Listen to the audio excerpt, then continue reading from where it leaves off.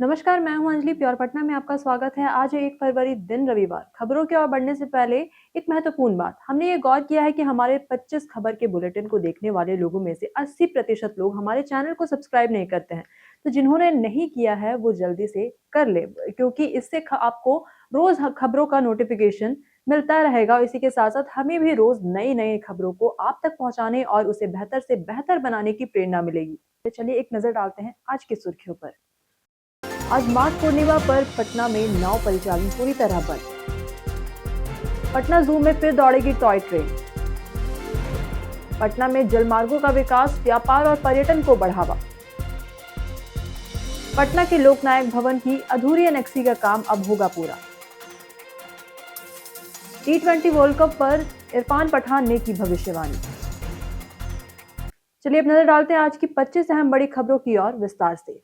CSBC ने जारी किया बिहार पुलिस सिपाही भर्ती का विज्ञापन। केंद्रीय चयन परिषद यानी कि सीएसबीसी ने बिहार पुलिस की विशेष शाखा में सिपाही की पदों पर नई भर्ती का विज्ञापन जारी किया है। इन पदों के लिए ऑनलाइन आवेदन 6 फरवरी 2026 से 5 मार्च 2026 के लिए तैयार किए जाएंगे। इसी के साथ साथ इच्छुक और पात्र अभ्यर्थी यहाँ पर परिषद की आधिकारिक वेबसाइट पर जाकर आवेदन कर सकते हैं। वही चालक सिपाही भर्ती के हजारों पदों के लिए शारीरिक दक्षता परीक्षा की तिथियां भी घोषित कर दी गई हैं। ये युवाओं के लिए सरकारी नौकरी का सुनहरा अवसर है।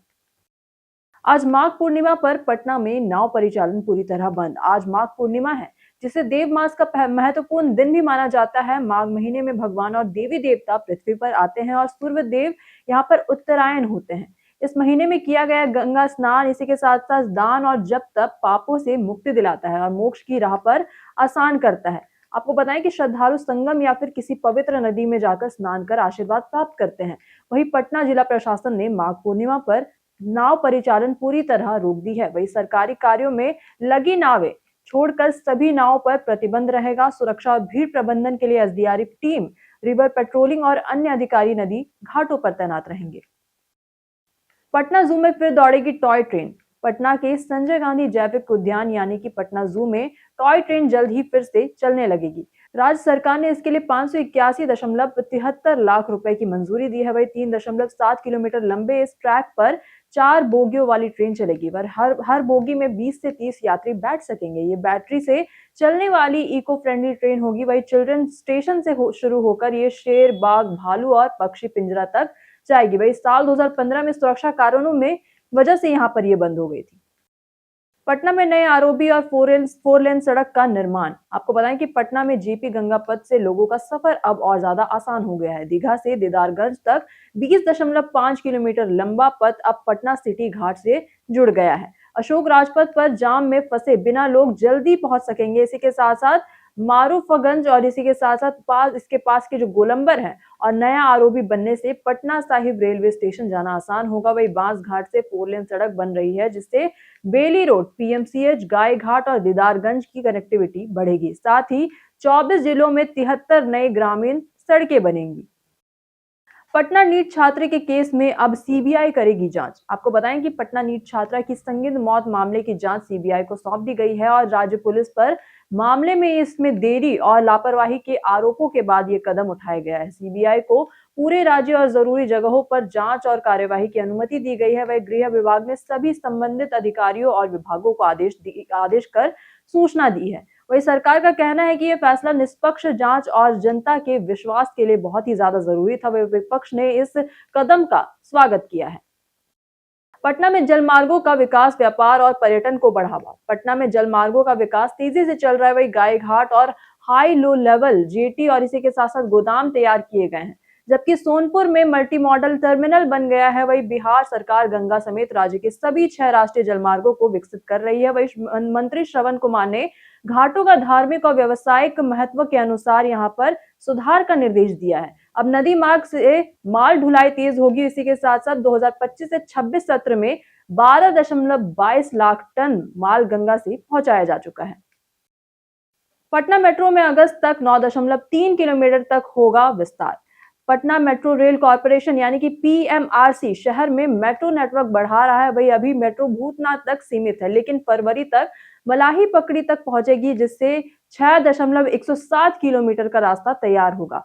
अगस्त तक ये विस्तार 9.3 22 किलोमीटर तक होगा। वहीं पुणे मेट्रो से 3 कोच वाली ट्रेनें लाकर मीठापुर आईएसबीटी कनेक्शन शुरू किया जाएगा। इसका फायदा शहरवासियों को ट्रैफिक और लंबी यात्रा से मिलेगा।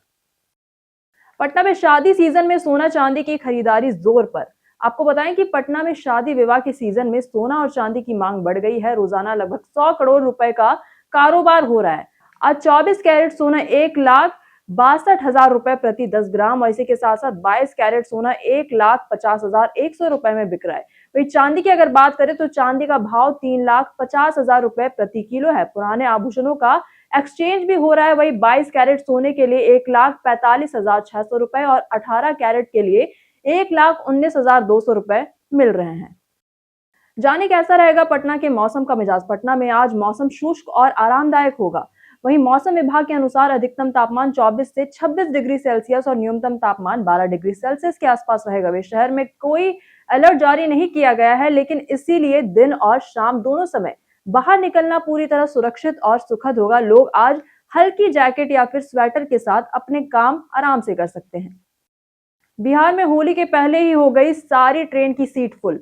बिहार में होली की तैयारियां शुरू अभी से ही हो गई है। वही इस बार होली 4 मार्च 2026 को है। वही रेलवे में अभी से रिजर्वेशन और स्लीपर क्लास की सीटें जल्दी भर रही हैं। वही नई दिल्ली, जयनगर, दरभंगा, पटना जैसी गाड़ियों में कंफर्म सीट मुश्किल से ही मिल रही है। वही यात्रियों को आरएसी टिकट या फिर स्पेशल ट्रेन का सहारा लेना पड़ सकता है।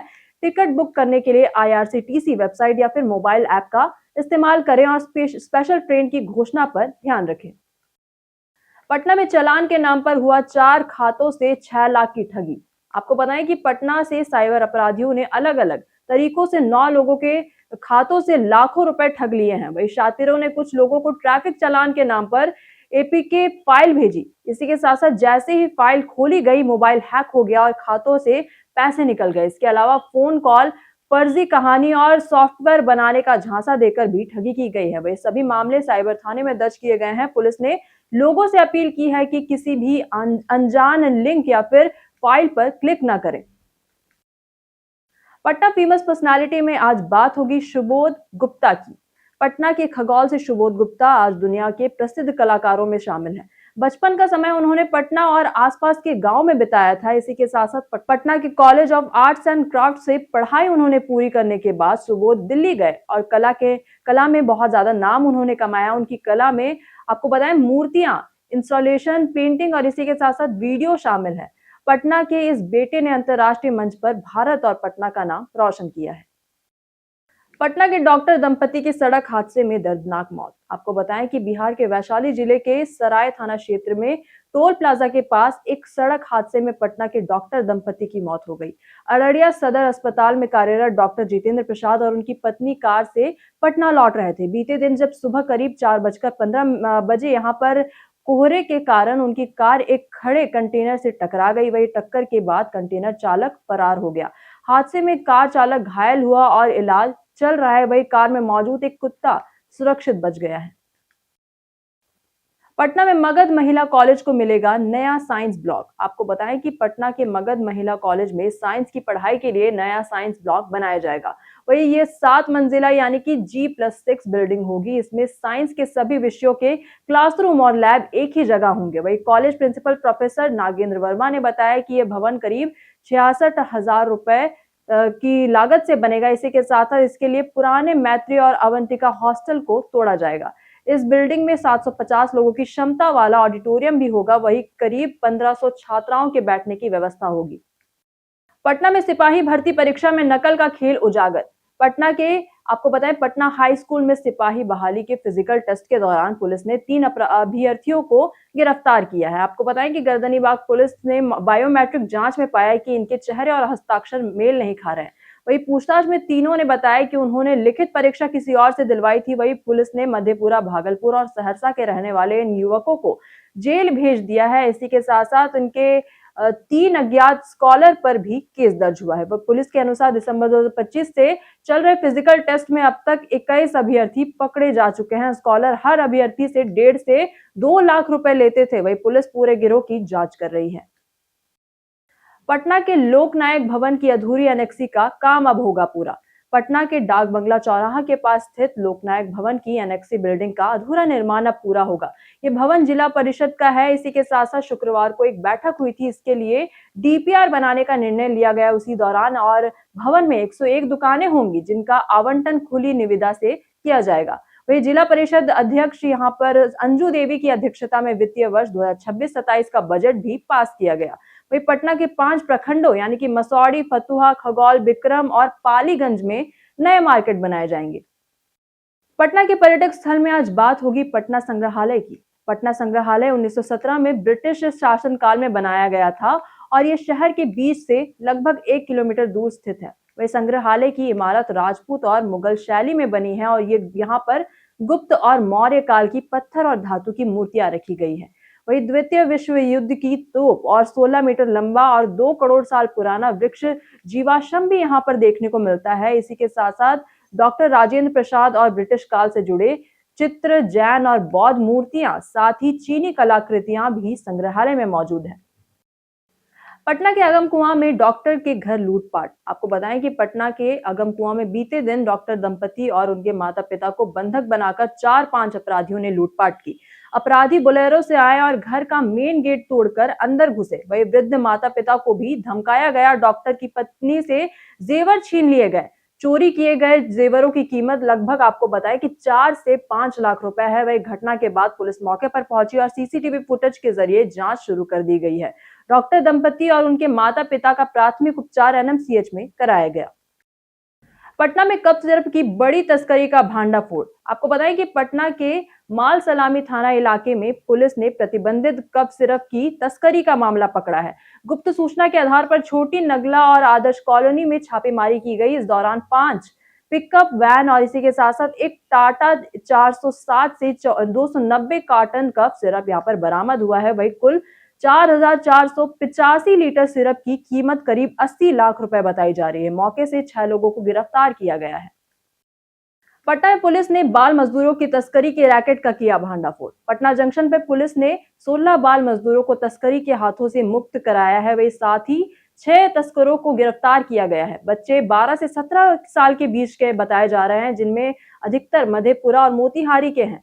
3 बच्चे बंगाल से हैं और ये बच्चे को तमिलनाडु, केरल और आंध्र प्रदेश ले जाया जा रहा था। वही एर्नाकुलम एक्सप्रेस में पकड़े गए तस्करों ने बताया कि बच्चों को फैक्ट्री, पेट्रोल पंप और अन्य जगहों पर काम कराया जाता। वही बच्चों को चिल्ड्रन वेलफेयर कमेटी को सौंपा गया है। अभी बिहार के गन्ना किसानों को मिलेगा बीज पर 50% अनुदान। बिहार सरकार ने गन्ना किसानों को मदद देने के लिए गन्ना बीज पर 50% अनुदान देने का फैसला किया है। ये योजना 5 एकड़ तक की खेती करने वाले किसानों के लिए है। सरकार चाहती है कि किसान गन्ना की खेती बढ़ाएं और बेहतर गुणवत्ता का उत्पादन करें। इसी के साथ साथ उनकी लागत कम होगी और आय बढ़ेगी। गन्ना उत्पादन बढ़ने से नए 25 चीनी मिलों को पर्याप्त कच्चा माल मिलेगा। बिहार बनेगा हाईटेक हब। सेमीकंडक्टर में बड़े निवेश की तैयारी। बिहार अब खेती और श्रम आधारित राज्य में हाईटेक इंडस्ट्री की ओर बढ़ रहा है। वही सरकार ने सेमीकंडक्टर नीति को मंजूरी दे दी है। इसके साथ साथ जिसमें अगले 5 साल में इस सेक्टर में आपको बताया जीएसडीपी में 5% हिस्सेदारी और 25,000 करोड़ रुपए निवेश का लक्ष्य बनाया गया है। 3 बड़ी चिप निर्माण इकाइयां लगेंगी और 2 लाख से ज्यादा रोजगार के अवसर पैदा होंगे। केंद्र की सब्सिडी के अलावा बिहार सरकार 20% अतिरिक्त प्रोत्साहन देगी। बिहार में रविवार को भी खुले रहेंगे रजिस्ट्री ऑफिस। राजस्व एवं भूमि सुधार विभाग ने आम लोगों के लिए खास राहत दी है। फरवरी 2026 में राज्य के सभी रजिस्ट्री ऑफिस रविवार को भी खुले रहेंगे। इससे कामकाजी लोग अपनी सुविधा के अनुसार जमीन, मकान और अन्य डॉक्यूमेंट्स का रजिस्ट्रेशन करा सकेंगे। वही विभाग के सचिव अजय यादव ने भी सभी से अपील की है कि वे इस सुविधा का लाभ उठाएं। सिर्फ महाशिवरात्रि के एक दिन ऑफिस बंद रहेगा। T20 वर्ल्ड कप पर इरफान पठान ने की भविष्यवाणी। T20 वर्ल्ड कप 2026 7 फरवरी से शुरू हो रहा है और फाइनल 8 मार्च को होगा। वही पूर्व भारतीय ऑलराउंडर इरफान पठान ने बताया कि इस टूर्नामेंट में सबसे ज्यादा रन बनाने वाले अभिषेक शर्मा बनाएंगे और इसी के साथ साथ सबसे ज्यादा छक्के भी वही लगाएंगे। वही गेंदबाजी में वरुण चक्रवर्ती सबसे ज्यादा विकेट लेंगे। अभी अभिषेक शर्मा T20 रैंकिंग में 929 अंकों के साथ पहले पायदान पर है, जबकि वरुण चक्रवर्ती 788 अंकों के साथ गेंदबाजी में टॉप है। इस महीने होगी बड़े धमाकेदार फोन्स की एंट्री। इस महीने भारतीय मार्केट में कई नए स्मार्टफोन्स लॉन्च होंगे, वही सैमसंग गैलेक्सी S26 सीरीज और इसी के साथ साथ ये 25 फरवरी को आएगी, जिसमें कि S26, S26 प्लस और S26 अल्ट्रा शामिल है। iQOO पर भी 15 अल्ट्रा गेमिंग और हाई परफॉर्मेंस के लिए 4 फरवरी को लॉन्च होगा। वही Vivo V70 सीरीज मिड फरवरी में कैमरा फोकस्ड मॉडल के साथ आएगी। बजट यूजर्स के लिए गूगल पिक्सल 10A 18 फरवरी को यहाँ पर अनाउंस होगा। इसी के साथ साथ ये फोन कैमरा, बैटरी और AI फीचर्स में बेहतर है। यूजर्स के लिए शानदार अपग्रेड का मौका है। बीते दिन हमारे द्वारा पूछे गए सवाल का जवाब आप लोगों में से बहुत लोगों ने हमारे कमेंट्स बॉक्स सेक्शन में लिखकर दिया है। जिन्होंने हमारे द्वारा पूछे गए सवाल का जवाब दिया है उनके नाम है संजीव कुमार, अमरजीत कुमार, अनूप, अजित कृतिकार, आदित्य रवानी। इसी के साथ बढ़ते हैं आज के सवाल की ओर। और आज का सवाल है कि आपके मोहल्ले में कचरा नियमित रूप से उठता है या नहीं। आप अपना जवाब हमें हमारे कमेंट सेक्शन में लिखकर जरूर बताएं। आज के लिए बस इतना ही। बिहार के तमाम खबरों के साथ बने रहने के लिए देखते रहे प्योर पटना। और साथ ही अगर आप YouTube चैनल पर देख रहे हैं तो चैनल को सब्सक्राइब करें, और अगर आप Facebook पेज पर देख रहे हैं तो लाइक और फॉलो बिल्कुल करें।